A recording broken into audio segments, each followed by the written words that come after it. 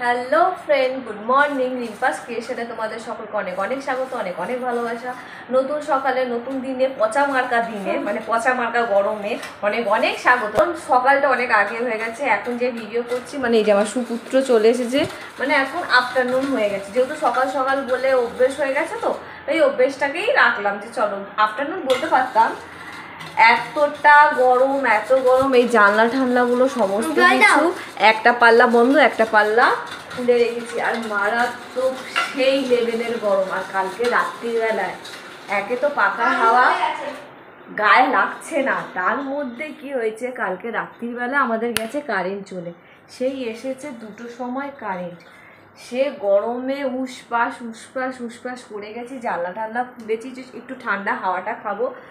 ঠান্ডা হাওয়া তো আর পেলাম না। সে বংশধর পুরো মশার ছাপ চলে এলো।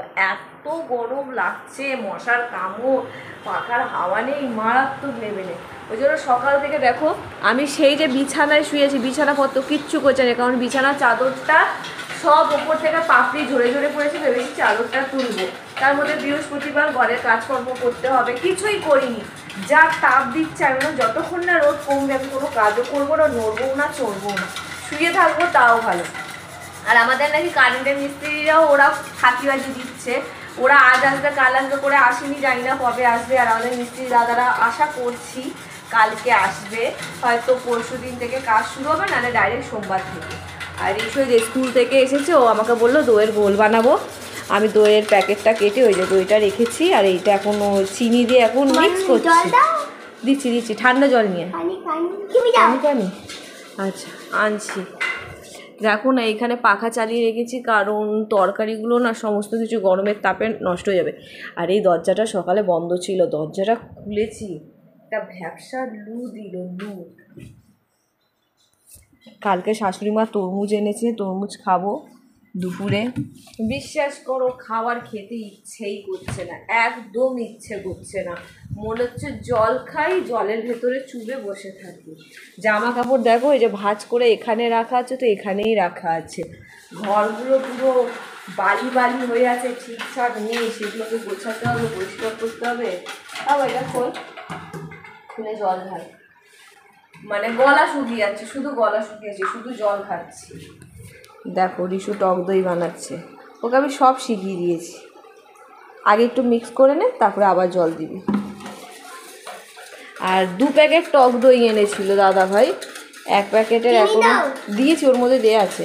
হাফ দিয়েছি, হাফ রেখে দিই, পরে দেবে, পরে কাজে এটা লাগবে। আর টক দইয়ের প্যাকেটটা না রেখে দিই, আর একটু চিনি দিচ্ছি। এই ফ্রিজে রেখে দিই টক দইটা, দেখি তো।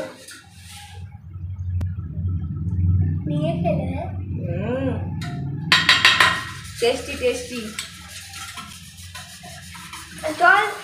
জল দিয়ে যাচ্ছে, চিনিটা দাও। কত চিনি দেবো দাঁড়া, চিনি লাগলে তো চিনি দেবো, একটু চিনি দিতে হবে। চিনি চিনি চিনি না, এটা খোল, আমাকেই খুলে দিতে হবে। 2 চামচ চিনি দে ভরে। চিনি দিচ্ছে দেখ, আর তোমাকে তরকারিতে চিনি দিচ্ছ, ওটা ঢাল। আরে খাবো কি, তুই যা করছিস মনে হচ্ছে। ওকে বললাম 3 চামচ দে। 2 চামচ বললে 3 চামচ। ও সরি, ভুলে গেছি, আর 1 চামচ দিয়ে দে, ব্যাস। আর বাদ বাকি যা টক দই আছে রাতে ঘোল করে খাবো। যে মনে হচ্ছিল কারেন্ট যে চলে গেছে, মনে হচ্ছে ওই বাড়িতে ছাদে গিয়ে ওখানে হাওয়া খাই, কারণ এখানে হাওয়া নেই। সে অন্ধকারের মধ্যে আমি আবার গা ধুয়েছি, গা ধুয়ে ভেজা গা নিয়ে শুয়েছি। উফ, মারাত্মক লেভেলের গরম ছিল গো, মারাত্মক। তা দইটা খেয়ে নি আগে গোলটা, তারপরে সমস্ত কাজ করবো, নড়ে চড়ে করবো। আবার দাদা ভাই এটা কি একটা জিনিস এনেছে, মানে নিচে জল রাখা হবে, আর এই যে সলতেটা দেখছো, এটা জল টানবে, এটা পুরো আস্তে আস্তে ভিজে যাবে, এটা নাকি মাথায় পুরো গাছ উঠবে। তো এটা কাল থেকে এটা এরকম পড়ে রয়েছে জলের মধ্যে, জল চুষেছে, দেখো জল চুষেছে বলে ওর গাটা না কেমন হয়ে আছে। দেখি কবে গাছ বেরায় এর মাথা থেকে। দেখতে কি কিউট লাগছে, কি কিউট লাগছে। ভালো লাগছে? দইটা ভালো হয়েছে?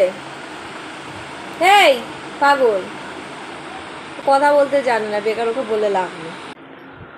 চলে এসেছি রাত্রিবেলা অনেকক্ষণ আগে। গরমের মধ্যে আর জামা কাপড় রাখতে পারছি না, এমনিতেও আমি জামা কাপড় রাখি না, একটু হাওয়া টাওয়া খাওয়ার জন্য। আর এই ভদ্রমহিলা অনেক দিন পরে মানে রাত্রিবেলা মানে শরীরটা একটু ফিট হয়েছে, তো সেই জন্য রান্না বান্না করছে। এখানে হচ্ছে পটল চিংড়ি বানাচ্ছে, আর তার সাথে এই যে মোদাটাও বেরিয়ে এসছে, মাকে ধরে রয়েছে, আদর আপ্যায়ন করছে। মা এদিকে রান্না করছে, কি খুশি।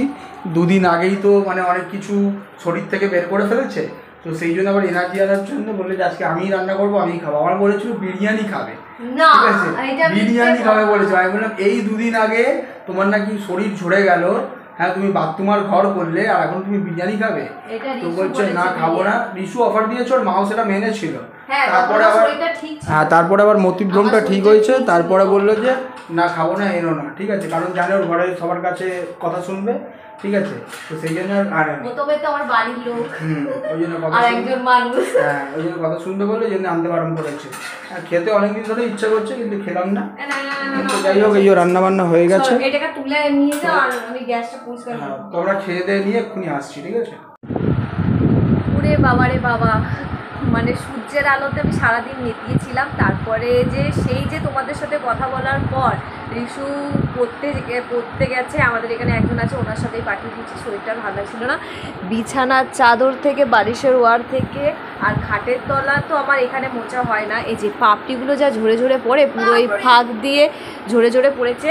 খাটের তলায় যা যা জিনিস ছিল সমস্ত কিছু তুলেছি, তুলে পুরো ঘর তোর ভালো করে আজকে খাটের তলা পরিষ্কার করেছি, পুরো সাবান, তারপরে হলো মানে ফিনাইল দিয়ে ভালো করে ঘর তোর পরিষ্কার করেছি, ব্যালকনি থেকে, বাইরে থেকে। তারপরে আবার যখন মানে আমি তো আমাদের রাস্তাটা এইদিকে ব্যালকনি সাইডে, এবার কাকিমাদের রাস্তাটা ওই সাইডটায়, তো এবার ওই সাইডে দেখছি পুরো ধুলো ধুলো, তো আমাদের রাস্তাটা পুরো পরিষ্কার করেছি। আবার এই সাইডের ঘর মুছেছি, মানে আজকে কোনা খাচ্ছি হাত দিয়ে দিয়ে, যেরকম আমি ওই বাড়িতে পরিষ্কার করি সেরকমই করেছি।